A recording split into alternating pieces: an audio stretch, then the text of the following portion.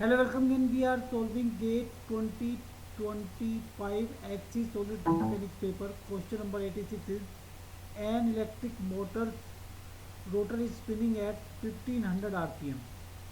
When its load and power are cut off, the rotor, which has a mass of 50 kg and a radius of gyration of 200 mm, then forced down to rest. Due to kinetic friction, a constant torque of 10 Newton meter acts on the rotor as it coasts down.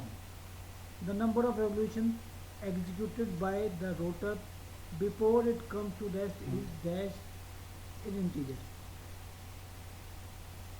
So here we know that the moment of inertia of rotor is m k square. Mass is given, radius of gyration is given, k is radius of gyration, m is mass.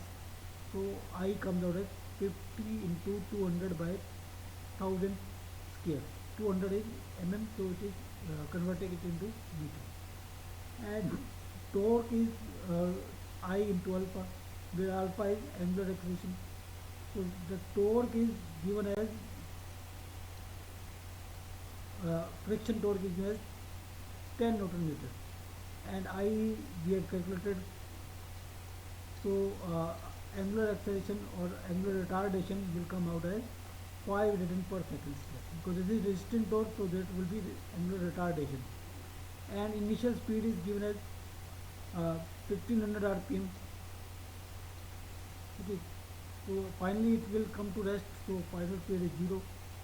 So initial speed in radian per second is 2 pi n by 60, that is 157.